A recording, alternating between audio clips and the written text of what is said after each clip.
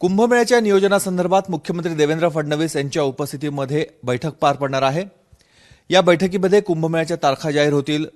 देशभरातील साधू महंत बैठकीला उपस्थित राहणार आहेत। मात्र कुंभमेळ्याच्या तारखा जाहीर होत असताना स्थानिक पातळीवर नाशिक किंवा त्र्यंबकेश्वर कुठेही कुठल्याच कामाची अद्यापही सुरुवात झालेली नाहीये। त्यामुळे साधू महंतांमधून तीव्र नाराजी देखील व्यक्त केली जाते। पुरोहित संघाचे अध्यक्ष सतीश शुक्ल आपल्यासोबत आहेत। एकीकडे तारखा जाहीर होत आहेत, दुसरीकडे तयारी तुम्हाला काही दिसते का? तयारी तसं म्हणाल तर काय आहे की चर्चा फक्त दिसते, म्हणजे अजूनपर्यंत दृष्टीपथामध्ये डोळ्यात भरेल असं काही कोणतंही काम दिसत नाही। तर आम्हाला असं म्हणायचं आहे की शेवटी हा सिंहस्थ कुंभमेळा म्हणजे आपला आहे। आम्ही काही याच्यामध्ये शासन आणि आम्ही किंवा जनता हे वेगळं आहे असं नाही।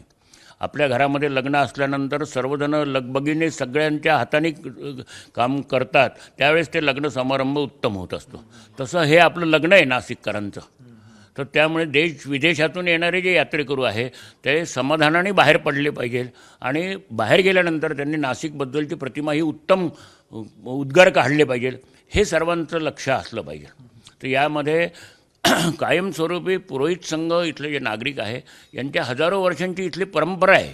त्यामुळे कोणत्या क्षणाला काय होईल आणि त्याला काय करायला पाहिजे हे पुरोहित संघाला व्यवस्थित माहिती आहे। त्यामुळे शासनाने काय करायला पाहिजे की पुरोहित संघाला विश्वासात घेऊन त्यांच्यावर कायम संपर्क ठेवून केलं पाहिजे। पण तुमच्या सूचना काय आहेत? मुख्यमंत्र्यांची तुम्ही भेट घेणार आहात।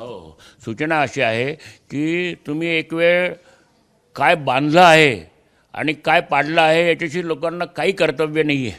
लोक अजंठा एलोरासारखे ठिकठिकाणी गुंफा हे शिल्प आहेत, त्यांना इंटरेस्ट जर पाहायचं असेल तर ते जातील, ते जातात।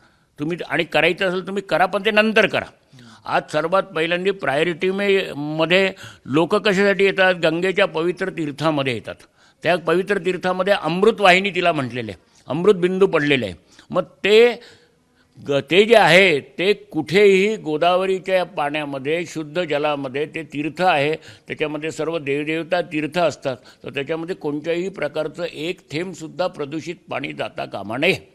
यासाठी आम्ही तुम्हाला जे तुमच्या टप्प्यात किंवा तुमच्या आवाक्यात जे काम होईल ना, तीच अपेक्षा तुमच्याकडनं करतो आहे। आम्ही तुम्हाला म्हणत नाही की तुम्ही संपूर्ण जगातलं हे करा म्हणून। आमचं एवढं म्हणणं आहे की कमीत कमी तुम्ही तपोवनापर्यंत पहिला टप्पा हातात घ्या आणि तपोवनापर्यंत कोणत्याही प्रकारे गंगेमध्ये एक थेंबसुद्धा प्रदूषित पाणी जाणार नाही, यासाठी जे काही खर्च करायचं ते पहिलं काम हे करा।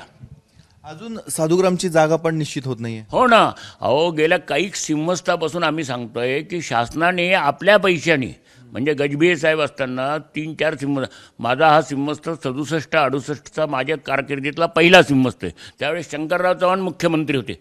5 सिंहस्थाचं नियोजन मी शासनाबरोबर केलेलं आहे आणि त्यावेळेचे जे मुख्यमंत्री होते त्यांना हे सगळं खूप पटायचं आणि करायचे।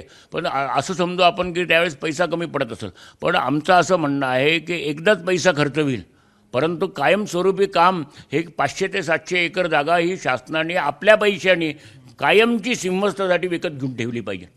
कारण की आज असं आहे की ती जागा अधिग्रहण करायला, जागा घ्यायला त्यांची एनर्जी वेस्ट होती। जर 500-700 एकर जागा जर तुमच्या ताब्यात तुमची कायमची असली तर 12 वर्ष यात्रेकरू येतात, त्यांना रामायणातील इथे घडलेले सगळे जे प्रसंग आहेत ते तुम्ही त्या जागेमध्ये दाखवा यात्रेकरूंना, आणि 12व्या वर्षी त्या ठिकाणी संपूर्ण साधुग्रामचं आखाड्यांचं नियोजन करा। आणि हे पैसे देऊन खर्च करून एकदाच पैसे खर्च होतील, पण घेणं आवश्यक आहे आणि हे काम पहिलं झालं पाहिजे। गोदा घाटावर काही सुविधा आहेत आता की काही करायची मागणी आहे? खरं तर तुम्हाला सांगू का की ज्या ठिकाणी सिंहस्थ कुंभ स्नान होतं तिथे तर सर्वात पहिल्यांदा पाहिलं पाहिजे आणि तिथे सर्वात पहिल्यांदा हे केलं पाहिजे। आज तुम्हाला सांगतो जे येणारे यात्रेकरू असतात, जे लोक असतात, त्यांचं सर्वात पहिल्यांदा कोणता प्रश्न निर्माण होतो तर राहण्याचा। यात्रेकरू बरोबर बायका, मुलं, लहान सामान हे सगळं असतं आणि आल्याबरोबर ते तिथे सामान ठेवतात आणि महाराज जी हमारी रहने की व्यवस्था करो पहिले। तर प्रायोरिटीने यात्रेकरूंची राहण्याची व्यवस्था केली पाहिजे। पूर्वीच्या काळामध्ये धर्मशाळा सगळ्या बांधलेल्या आहे गंगेच्या काठावर सगळ्या, पण त्या धर्मशाळेमध्ये आत्ताचे जे ट्रस्टी त्यांनी कमर्शियल कॉम्प्लेक्स केलेले ठिकठिकाणी, तर हे होता कामा नये। चॅरिटी कमिशनरला सांगितलं पाहिजे की ती ज्या उद्देशासाठी ती धर्मशाळाच राहिली पाहिजे आणि शासनाने आणखी नवीन धर्मशाळा केल्या पाहिजे। त्याचं नियोजन आम्ही लागलंच तर करू, पुरोहित संघ करेल। त्यांनी केल्या पाहिजे. आणि या धर्मशाळा काही बांधून त्यांनी जर पुरोहित संघाच्या ताब्यात दिल्या तर पुरोहित आम्ही मागणी केलेली होती.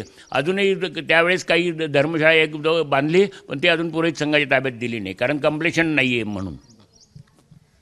एकूणच आपण बघतोय, एका बाजूला मुख्यमंत्री देवेंद्र फडणवीस, कुंभमेळा मंत्री गिरीश महाजन यांच्या उपस्थितीमध्ये बैठक पार पडणार आहे. आणि या बैठकीच्या आधीच नाराजी देखील व्यक्त केली जाते, कारण ज्या सोयीसुविधा उपलब्ध होणं आवश्यक होतं, जी कामं सुरू होणं आवश्यक होतं, ती कामं अद्यापही सुरू झालेली नाहीयेत. कमीत कमी गोदावरी नदी प्रदूषणमुक्त करावी, साधुग्रामसाठी जागा असावी, अशी मागणी आता पुरोहित संघ त्याचबरोबर साधू महंतांकडनं केली जात आहे. कॅमेरामन मयूर बारगेजेसह मुकुल कुलकर्णी, एबीपी माझा, नाशिक. एबीपी माझा, उघडा डोळे बघा नीट.